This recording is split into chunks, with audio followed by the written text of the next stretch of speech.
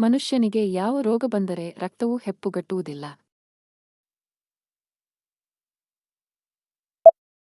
Haemophilia.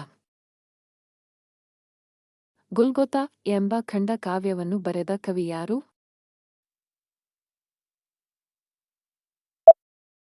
Manjeshwar Govinda Pai. ಅಂಬಿಕಾತನೇದತ್ತ ಎಂಬುದು ಯಾವ ಕವಿಯ ಕಾವ್ಯನಾಮವಾಗಿದೆ?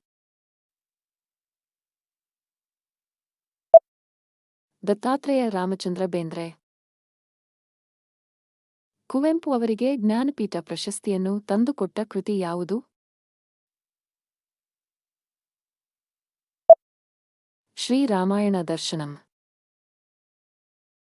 ಕುವೆಂಪು ಅವರಿಗೆ ಯಾವ ವರ್ಷ ಜ್ಞಾನಪೀಠ ಪ್ರಶಸ್ತಿ ಲಭಿಸಿತು?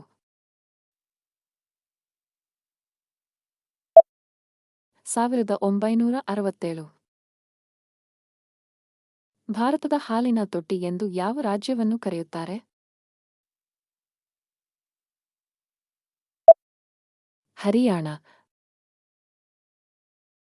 ಭಾರತದ ರಾಷ್ಟ್ರಧ್ವಜದಲ್ಲಿರುವ ಅಶೋಕ ಚಕ್ರದಲ್ಲಿ ಎಷ್ಟು ಕಡ್ಡಿಗಳಿವೆ?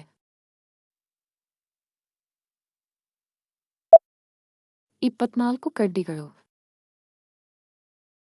ಸ್ವಾಮಿ ವಿವೇಕಾನಂದರು ಸ್ಥಾಪಿಸಿದ ಇಂಗ್ಲಿಷ್ ಪತ್ರಿಕೆ ಯಾವುದು?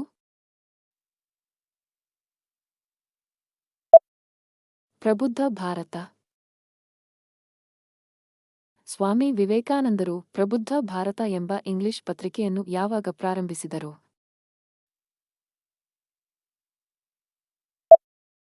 ಜುಲೈ 1896.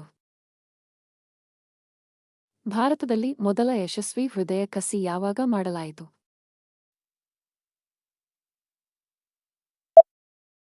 ಆಗಸ್ಟ್ 3, 1994.